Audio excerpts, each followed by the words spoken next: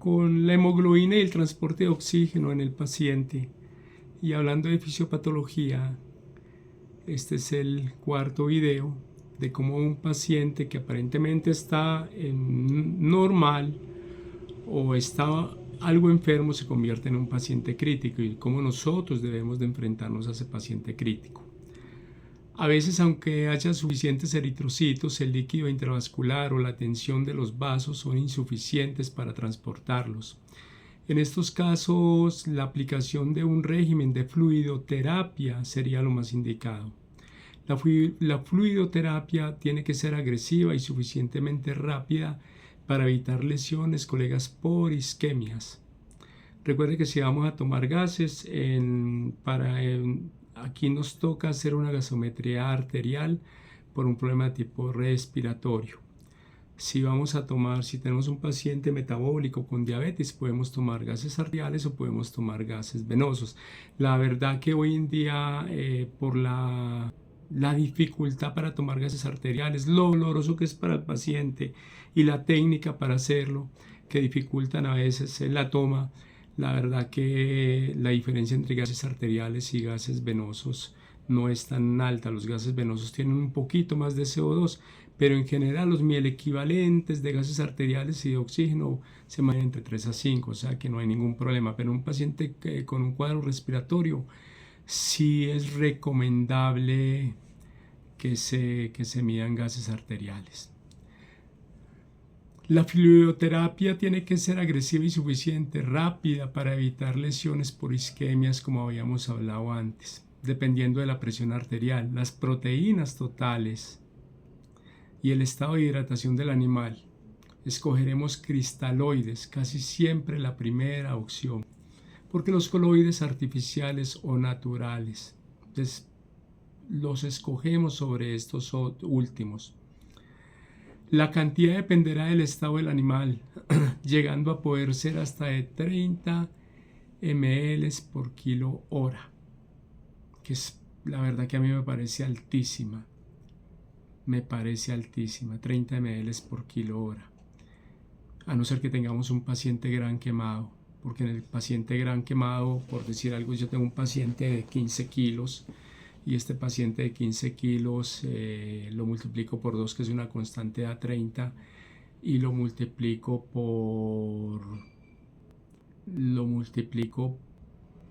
por el porcentaje quemado, digamos un 20% de una quemadura de segundo, y puede ser un 40, un 50%, entonces nos daría 600 ml.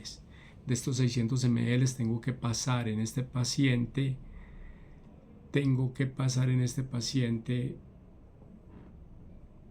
la mitad durante 8 horas, o sea 300 ml.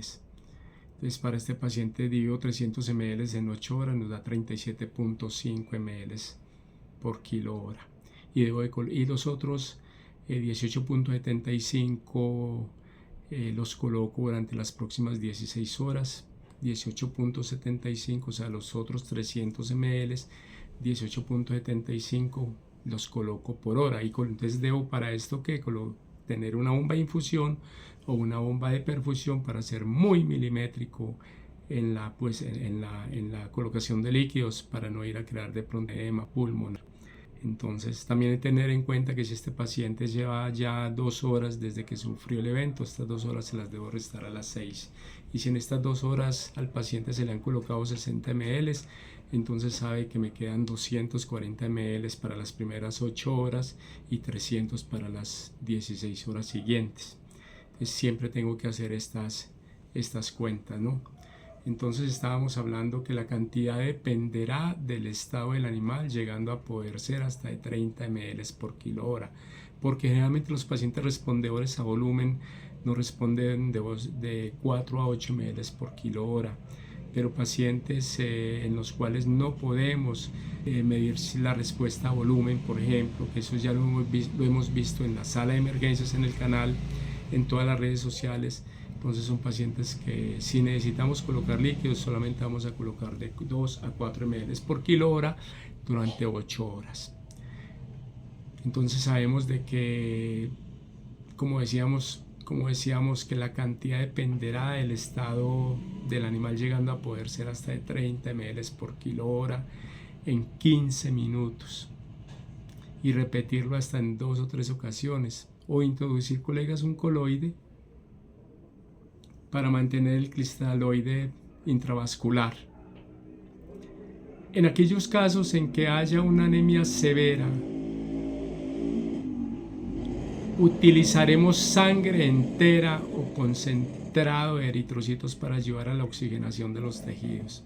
Ahí no nos vale una solución cristaloide porque se nos va a generar una hemodilución y el paciente va a entrar en falla cardiorrespiratoria mucho más ligero y una anoxia generalizada de tejidos con un shock violento de tipo oligoémico, oligóreo o hemorrágico, con inflamación, y nos encontraríamos en un shock con una presión de pulso elevada, gasto cardíaco elevado y resistencias vasculares y sistémicas vasodilatadas. Entonces, tener en cuenta eso. Si el déficit, colegas, de perfusión se debe más a una falla del tono vascular que a una falla del líquido intravascular, debemos utilizar vasopresores, lo que hablábamos ahora en el video anterior, a la vez que indagamos si dicha atonía no tiene que ver con una crisis hipoglucémica. Ojo, colegas, con las crisis hipoglucémicas en las cuales se da atonía por alteraciones electrolíticas importantes o por un hipoadrenocorticismo. En estos casos será necesaria una terapia particular, como que un glucosado en caso de hipoglucemias, minidosis de corticoides para los Addison, etc. O sea, tenemos que mirar qué tipo de paciente tenemos, la verdad. Sobre esto hemos hablado en el canal Sala Emergencias, hay cerca de 1500 videos. Los invito para que vean todo sobre el paciente crítico y puedan darle oportunidad al paciente crítico de salir adelante. Entonces, colegas, permítanme un momentico, yo prendo acá.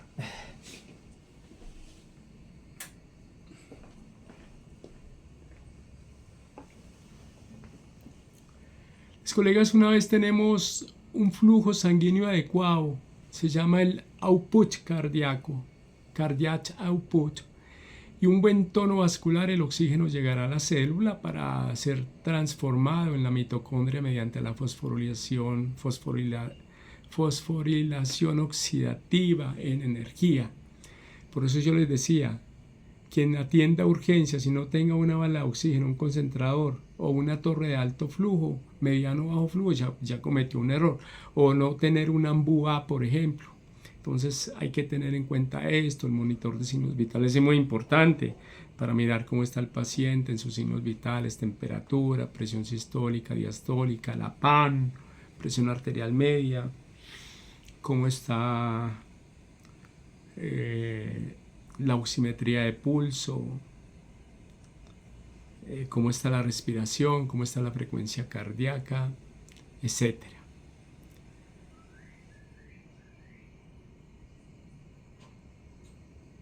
En condiciones normales, las células solo utilizan un 25% de oxígeno que llega a ellas. No se puede medir la entrada de oxígeno a la célula, o sea, el DO2, pero sí podemos cuantificarla mediante la siguiente fórmula matemática. O sea, ¿cómo podemos cuantificar la entrada de oxígeno a la célula? O sea, el DO2 es igual a Q por CaO2. El DO2 es el oxígeno entregado a la célula. El Q es el output cardíaco, o sea, el flujo sanguíneo adecuado que va a entrar a nivel del corazón. Y el CaO2 es el contenido de oxígeno sanguíneo. Entonces, ni qué decir tiene que todos los procesos en los que sospechemos una falla de oxigenación debemos, antes que nada, proporcionar oxígeno a nuestro paciente y asegurarle una buena perfusión sanguínea. Vemos que un paciente en donde no hay una buena perfusión a los tejidos y ya nos está entrando, la volemia se está alterando, es un paciente que nos está afectando la presión de perfusión cerebral y ya se está viniendo con una isquemia general, una isquemia de todo el organismo y entrando en varios estados de shock. Para este tipo de pacientes podemos tomar el índice de choque, y el índice de choque se toma sacando la frecuencia cardíaca del paciente sobre la presión sistólica. Este índice de choque debe estar entre 0.5 a 0.7 milímetros de mercurio. El índice de choque modificado se saca la frecuencia cardíaca del paciente en ese momento en el monitor dividido la presión arterial media, y debe estar entre 0.7 a 1.1, 1.2 máximo. Cuando estos índices de choque pasan de estos valores, los pacientes están en un estado crítico avanzado y hay que valorarlos. También está el índice de choque diastólico, frecuencia cardíaca dividido la presión diastólica. Para la monitorización de la perfusión y la oxigenación podemos valorar signos clínicos, datos paramétricos, laboratoriales y de imagen. Dentro de la observación de los signos clínicos miramos el color de las mucosas, el tiempo de llenado capilar, la calidad del pulso, el tiempo de llenado capilar que esté en 1 segundo a 2 segundos, la calidad del pulso, en tono, intensidad, frecuencia y regularidad. Eso se mide en el pulso. La temperatura de las extremidades, el grado de distensión venosa, periférica, yugular, la presencia de edemas y el estado mental del paciente. ¿Por qué? Porque un paciente que nos está entrando en un estado de shock y una alteración de la conciencia, el estado mental. Hay taquicardia más que con hipotensión, con hipoperfusión. Entonces, y hay edema de la papila óptica o protrusión pupilar en ese paciente. Por eso el control de la presión arterial es fundamental, colega. Toma usted presión arterial. Aunque sabemos que pacientes que mantienen una presión arterial correcta pueden estar hipoperfundidos, por lo que nunca debe ser el único método de control en la perfusión. La utilización de un Doppler inclusive o de métodos oscilométricos nos facilitan una medida indirecta de la presión arterial. Entonces es algo muy importante. La presión arterial que se controla mediante Doppler es la sistólica, recordemos, que debe ser superior a 80 milímetros de mercurio para evitar problemas isquémicos posteriores. Hay autores que captan mediante un cambio en el sonido la presión arterial diastólica y de esta manera pueden calcular la presión arterial media, que siempre debería estar por encima de 60 milímetros de mercurio. Pues, y para esto pues tenemos los tensiómetros o esfinomanómetros tenemos, y ya hoy en día hay aparatos especializados. Nosotros trabajamos con un Dynamap excelente y con otro tipo de monitores de presión arterial, el Ruiz Watch, que es el monitor de acá de muñeca, digámoslo así, ¿no? Y otro tipo de monitores. Entonces, muy importante que midamos la presión arterial en el paciente.